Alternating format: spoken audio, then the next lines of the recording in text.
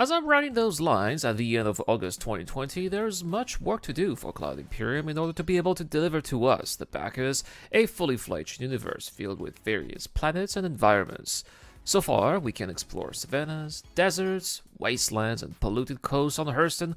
We have an impressive Ecumenopolis embodied by R-Corp, and we have tundras, snowy plains, and valleys, as well as frozen oceans on Macrotech, and that even include all the extra environments available on their moons, such as, for example, dry deserts, acidic biomes, lunar biomes, mineral biomes, cryovolcanic biomes, and probably more I'm not even thinking of.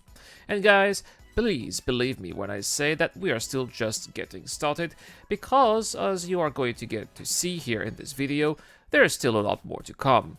People of the verse, hello and welcome to the channel, it's the Eradicator, and in today's video I want to go over 5 future planets that will require additional tech to be made.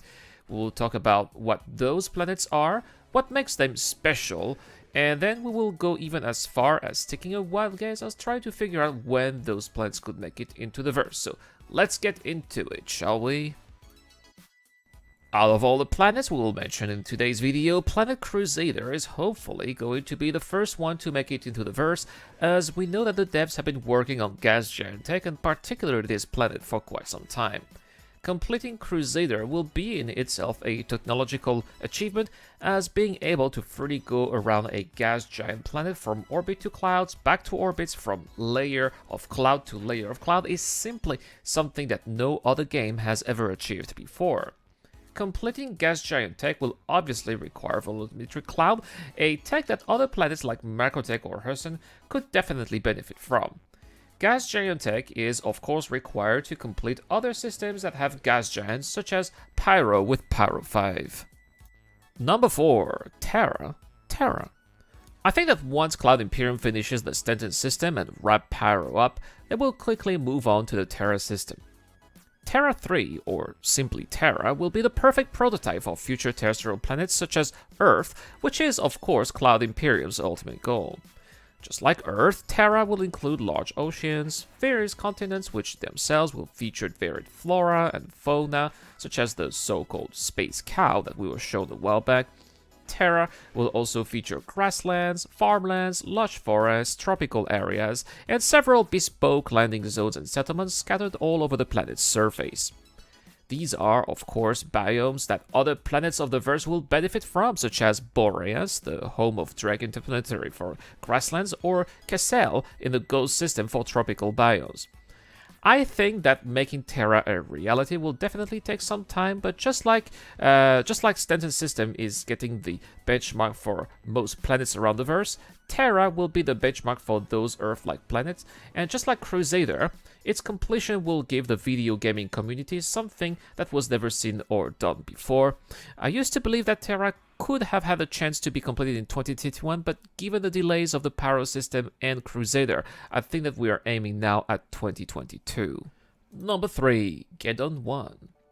The Geddon system belongs to the Banu Suli, so obviously the Banu race would have to be made before, but what makes this planet interesting, to me at least, is that it is an inhabited lava planet, just like the planet Mustafar in the Star Wars universe.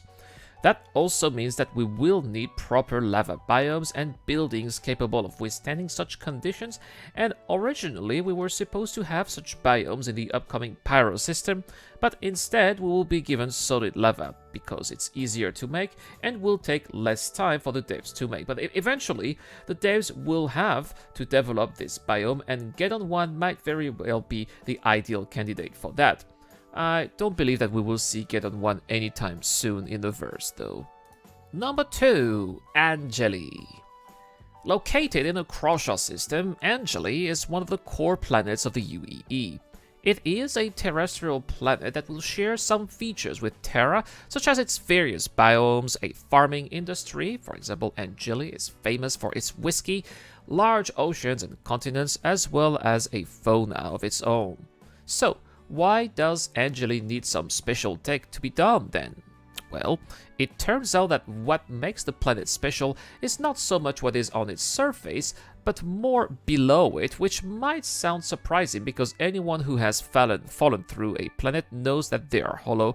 But joke aside, what will really lie beneath the planet's surface will be an intense seismic system that will be responsible for the planet's active volcanic activity, but also, and dare I say especially, will be responsible for the planet's seismic activity, meaning that players should be able to experience pretty intense earthquakes. And living in a country that is regularly struck by earthquakes, I can tell you that planet Angeli has the potential to offer some potential quirks that surely will make players excited to visit it. In a recent Inside Star Citizen episode, we got to see how force reactions will make it into the game in Star Citizen Nova 3 2011, and I am sure that the future earthquakes mechanics that we will have with this planet will add some extra thrill that would absolutely make this planet worth visiting. I can safely imagine that Angeli is probably going to be made once Terra is completed.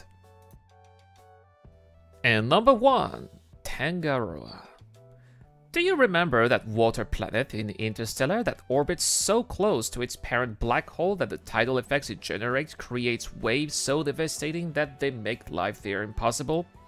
Well, the situation on Tangaroa won't be as extreme, but will nevertheless represent some similarities. First, Helios 2 doesn't orbit a black hole but a regular sun, so danger won't come from there. In fact, just like on Earth, it is its moon that causes tidal effects, except that those found on Tangaroa are just on a whole different level.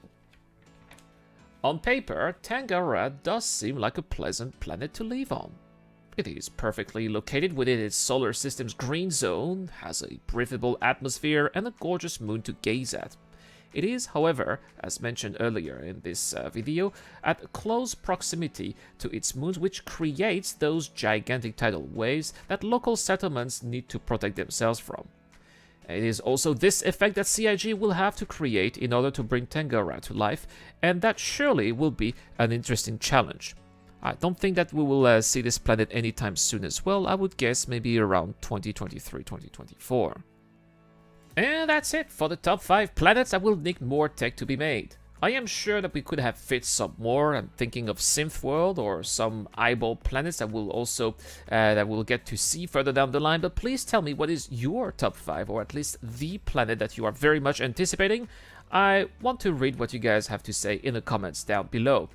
Also, don't forget that this month, thanks to Buzz69, we've got an exceptional giveaway as we are giving away a Tombrail Nova tank. All you have to do to catch yourself of winning this beast is to subscribe to this channel and comment to any Star Citizen related video. The winner will be announced in just 2 days. So what are you waiting for, guys? Go, go, go! Also, shout out to Max Power for rejoining the channel on YouTube. If you want to support the channel on Patreon or through the join button, the links are in the description down below. Any help is very much appreciated. Have a wonderful day or night wherever you are, guys. Thank you very much for watching. This is the Eradicator, and I'll see you guys later.